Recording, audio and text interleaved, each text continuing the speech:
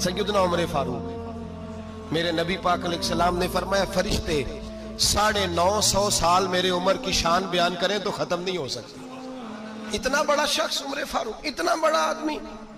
एक दिन ऐलान किया उमर फारूक ने, लोगों मस्जिद में आओ, बात करनी है। अमीरुल मोमिनीन का पैगाम है, सारे मस्जिद में आ जाए। खचाखच मस्जिद नबी सहाबा से भर गई। और ऐसा जब ऐलान होता था तो सहाबा दौड़ के आते थे, शायद को जंग है, शायद किसी ने हमला कर दिया है, शायद कोई नई बात है। दौड़े आए लोग, मस्जिद नबी खचाखच भर गई। सैयदना फारूक आजम रदी अल्लाह तआला अन्हु मिंबर पे बैठे। हजरत अब्दुर्रहमान इब्ने औफ रदी अल्लाह तआला अन्हु फरमाते हैं कि सहाबा तजस्सुस के देख रहे हैं कि पता नहीं किसी तरफ से पैगाम नहीं आ गया, कोई काफिर हमला नहीं करने लगा, अल्लाह जाने क्या हुआ है, बड़ी परेशानी है। उमर बैठे, अल्लाह की हम्द की, नबी पाक सल्लल्लाहु अलैहि वसल्लम पर दुरूद पढ़ा और फिर उमर फारूक बोले, फरमाने लगे, मैं जब मक्के में रहता था ना तो कभी घर में कहत आ जाता था, कभी कहत आता था घर में, बकरियों के दूध खुश्क हो जाते थे, गंदम नहीं मिलती थी, पानी नहीं होता था। तो फरमाया मेरी अम्मा मुझे खाला के घर भेज देती थी। कबीला बनु मखजूम, उस कबीले में मेरी खाला की शादी हुई थी तो वो मालदार लोग थे, उनके पास ज्यादा बकरियां, ज्यादा ऊंट, ज्यादा गायें, ज्यादा खेत थे। हजरत उमर फारूक फरमाने लगे, मैं उनके घर जाता तो मेरे खालू समझ जाते कि उमर को इसलिए भेजा गया है कि कहत आ गया है। फरमाते हैं वो मुझे सवेरे बकरियां चराने ले जाते, शाम तक मैं उनकी बकरियां चराता। अमीरुल मोमिनीन उमर, एक तरफ मसला यह है कि कैसर किसरा की दीवारें हिल रही हैं उमर के नारों से, और इधर उमर मिंबर पे बैठ के खुतबे दे रहे। फरमाते हैं मैं बकरियां चराता, शाम तक खाला के घर जाके मजदूरी करता, और फरमाते हैं शाम होती तो एक मुट्ठी किशमिश मुझे देते वो। आप फरमाते हैं मैं बड़े कद वाला था, एक मुट्ठी किशमिश मिलती है, कभी एक मुट्ठी खजूरें, मैं शाम को खा के सो जाता। कई महीने यूं ही गुजरते तो मेरी अम्मा का पैगाम आता कि हालात सही हो गए, मेरे बेटे को भेज दो। ये बात कही, हजरत उमर रोने लगे और फिर कहने लगे, अब वो वक्त आया है कि लोग मुझे अमीरुल मोमिनीन उमर कह के पुकारते हैं। बस ये दो बातें की। उमर ने कहा चलो जोहर का वक्त हो गया, अजान पढ़ो, उठो नमाज पढ़े, उठो। अजान हुई, इकामत हुई, जनाबे उमर ने नमाज पढ़ाई, लोग चले गए तो सैयदना अब्दुर्रहमान इब्ने औफ यराना था जनाबे उमर से, बाजू पकड़ के कहने लगे, उमर सियाना बंदा यार, तू ये दो बातें सुनाने के लिए इतना मजमा इकट्ठा किया था, ये दो बातें कहने के लिए कि मैं खाला के घर जाके मजदूरी करता था तो एक मुट्ठी किशमिश मिलती थी, एक मुट्ठी खजूरें, ये कहने के लिए कि मैं बकरियां चराया करता था। तो हजरत उमर फारूक रदी अल्लाह तआला अन्हु फिर रोए, फिर आंखों में आंसू आए। कहने लगे, अब्दुर्रहमान आज ना मिस्र शाम से कुछ लोग आए थे और वो बता रहे थे कि उमर तेरा डंका वहां भी बड़ा बजता है। वो मुझे कह रहे थे तेरे नाम के वहां भी बड़े दबदबे हैं, बड़े तज़किरे हैं। तो मेरा नफ्स मुझे कह रहा था, उमर देखा तू यहां बैठा है और वहां तेरे नाम का शोर हो रहा है, मुझे इसने बड़ा किया है। तो मैंने आज मुस्तफा के सारे गुलाम इकट्ठे करके अपनी औकात बता दी है। मैंने अपनी औकात बताई है कि मैं कुछ नहीं, कोई शय नहीं, कोई चीज ही नहीं, असी किसी से कुछ नहीं जे लगदे, ना कोई साडा दर्दी। मैंने बताया है कि मैं तो किसी के बकरियां चरा के एक मुट्ठी किशमिश लेके गुजारा किया करता था। गुजारा मुझे मेरे कुछ साथी ना ले गए गुजरांवाला, सर्दियों के मौसम में मुझे कहने लगे स्वेटर पसंद कर ले अपनी मर्जी का।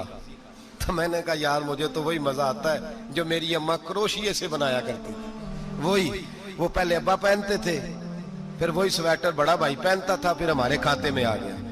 और फिर उसकी तारीफें होती थी गुर्बत छुपाने के लिए, उसकी तारीफें होती थी, बड़ी मेहनत से बना है जी, क्या बात है, बड़ा गर्म है, तो अब छोटे भाई को दे दिया जाए। हमने कहा वही जमाना देखा है, वही रंग देखा हुआ है और उस पर फख्र है।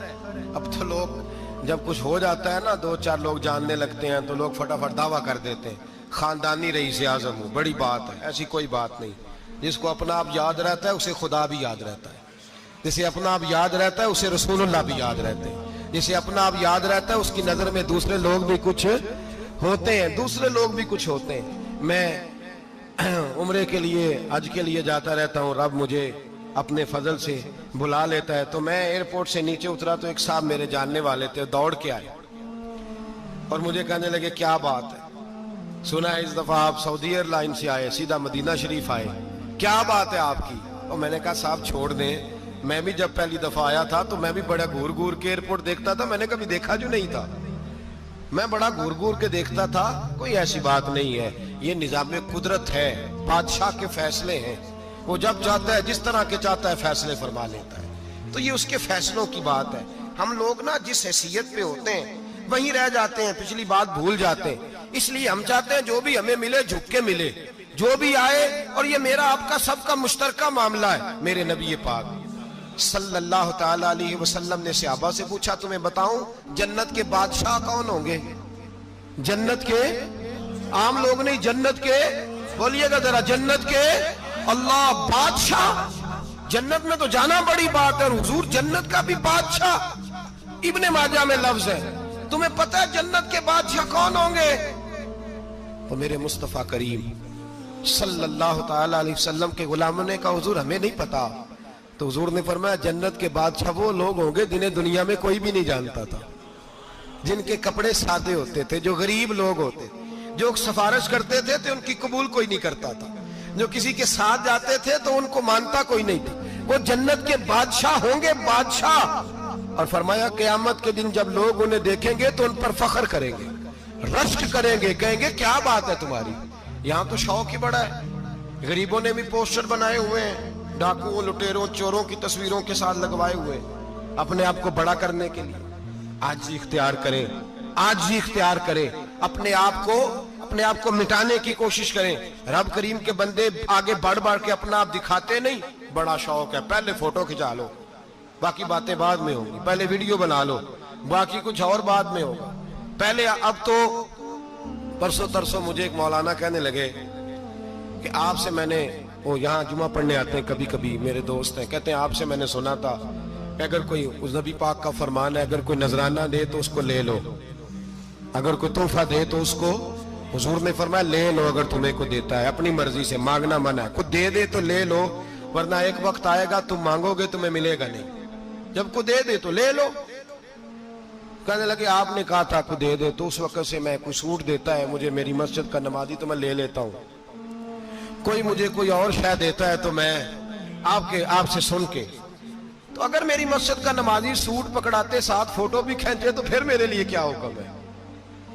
वो खुशबू की डब्बी देते हुए साथ फोटो भी खींचे, फिर मेरे लिए क्या हुक्म है? कहने लगे रमजान में ये हाल हुआ है कि लोग कपड़े दे रहे थे और फोटो खींच रहे थे, क्या चक्कर है, कहां चले गया? गरीब आदमी की इज्जत नफ्स को कुचल डाला पकड़ के। एक जोड़ा साल के बाद इमाम को दिया, उसकी भी तस्वीर खींच के फेसबुक पे दे डाली। ये हमारी आज